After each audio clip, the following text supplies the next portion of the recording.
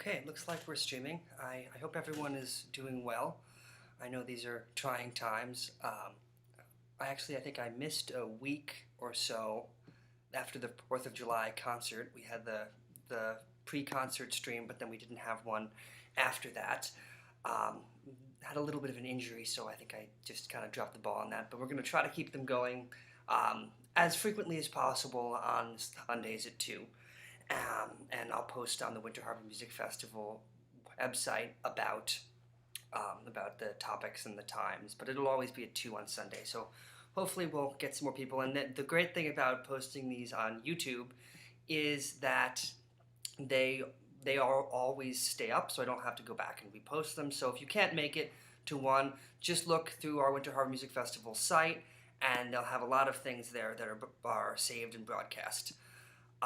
So today I wanted to just talk a little bit, not necessarily about a musical topic, though it is kind of a musical topic. I wanted to talk about the idea of live music. Now, we've been talking a lot about live music and concerts, and it really kind of registered to me that in some ways the definition of live music is starting to change, or we don't even know what it is. So I just wanted to kind of brainstorm a little bit and give you all some food for thought about what that could be and what it is. So it seems like if you look up definitions of live music or concerts, there's basically two components. There is the performance component with the performer on the stage or wherever, and then there's the audience component. And I feel nowadays, because of all the health crisis and all that, this is becoming increasingly an internet-driven thing, which definitely has benefits, but it also has some drawbacks. And I just would like to address some of those as well. From the perspective of a performer, as the performer, you don't really have the audience there. So you're kind of, either way, you're missing one of the components. If you do live streamed music, you're either missing the audience component as the performer, because people can make comments on your link, but you don't have them there. Or as the audience member, you're missing the performer. You're essentially just watching a recording. There are some other things I wanted to address with the streaming versus in person. Not that I'm advocating that all concert halls should open, because that would obviously be a horrible idea. But where possible, I think it's important to keep actual live music alive.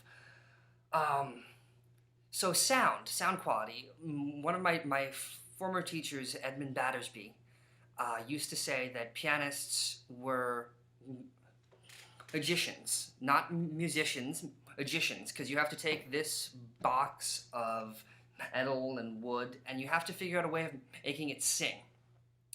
So you spend all of your time concentrating on how the specific sound you're producing is perceived by the audience. Now, if you send that into a microphone, it's going to be different depending on the microphone. And if you send that, it'll be different depending on the hall too. Like, that's why you're taught to play differently depending on the hall, or if you're playing a concerto or something like that, it'll be different. And so if you send it into the microphone, then it's going to change the sound. And I have a microphone right here. It's changing my voice quality. That's why, people sometimes say, "Oh, I hate how I sound on the phone," because it changes the quality of their voice. Then you send it through another stage, which is the speakers. So you have the speakers on the person on the other side, and they hear depending on how their speakers take the sound out of the internet and put it online. So you essentially are getting it third hand, because you're getting the sound that goes into the microphone, to the internet, and then out. So you don't really hear what the performer prepared, and that's kind of a disservice to the audience as well as a disservice to the performer, because as a performer, there's no way that you can compensate for every audience member online for how their speakers are going to be. That's just not, or how their internet connection is, for a matter of fact, or how tech savvy they are, and that's another issue. I feel like you exclude a whole portion of the population who might not be comfortable with computers. I know I have my moments. Actually, this whole time has taught me how to live stream. I didn't really know very much about it prior. We did a couple of concerts live streamed with the Winter Harbor Music Festival a few years ago, but then it took like 40 minutes to figure out the live stream, and they change the software every year, all that. But now I think we've gotten it down after a few little issues.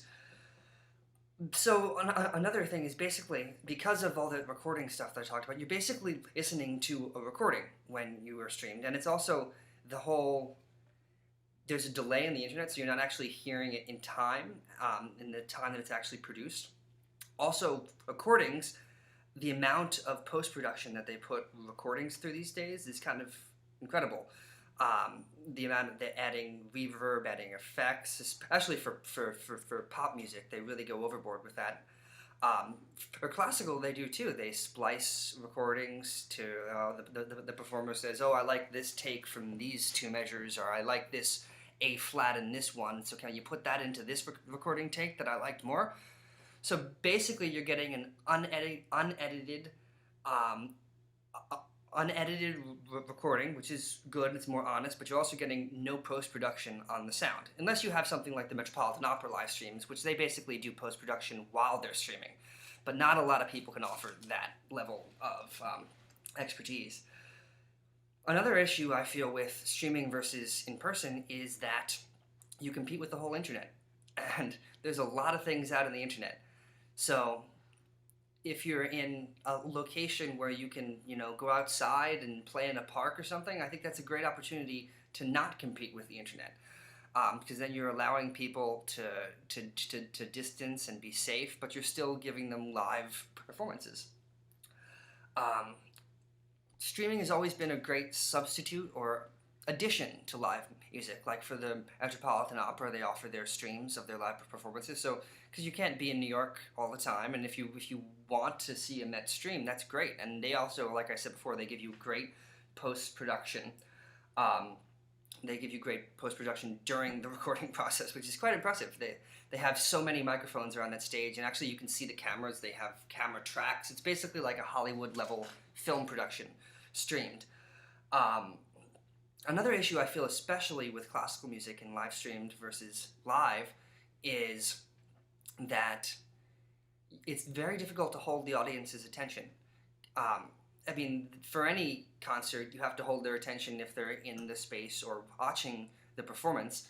But if they are online and they're listening to your performance, they can be doing anything. They can be making dinner, which it's great that they have that option, but you're not getting the audience to actually really pay attention to the performance, which is a little bit unfair to the artists, I feel. Yeah, so it's just the last thing is I think that it's great to be continuing with live stream music, but I feel we recently, I think we told someone that there was a live concert, and they interpreted that to mean live stream, and that's what made me think that live streaming can't be the future of music. It can be a part of it, but it needs to be. We need to somehow find a way and be creative and safe to continue live in person. And that is live music. It's not pre-recorded music, or it's not streamed music from someplace else. It's in person. The performer has the energy of the audience to bounce off of. Whereas if you're, I don't know who's watching. No one could be watching right now, and 100 people could be watching right now. 100 people could watch it later today. But it really just all depends on that issue. So you don't have that back and forth dialogue with the performer and the audience if you are live streamed.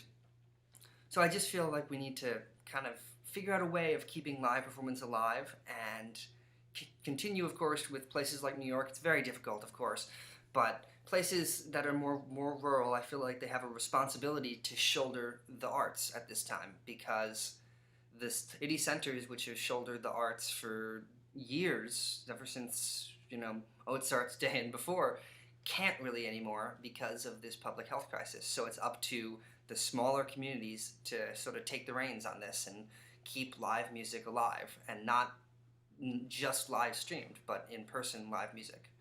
So I hope you enjoyed some of my musings on the topic. If you have any questions, feel free to email interharbormusicfestival@gmail.com, and hopefully I'll be back to do one of these little talks next week. I know we have a lot of great stuff coming up. We're going to start publicizing our August concert schedule. That'll be pretty much as it was prior. Everything will have an in-person component, of course, distanced and safe with masks. We're actually excited about doing a masquerade, we're calling it, M-A-S-K space parade, where people will have the opportunity to, come in costume that incorporates a mask, just to kind of make light of our current situation. And the opera is no longer Bar of Seville, but it'll be Pergolesi La Serva Padrona outdoors. So hope to see some of you on these streams later, and also hope to see you either on the streams for our performances, because we are still planning on streaming performances, or in person, of course, wearing a mask and distanced and being safe. So hope to see you all soon.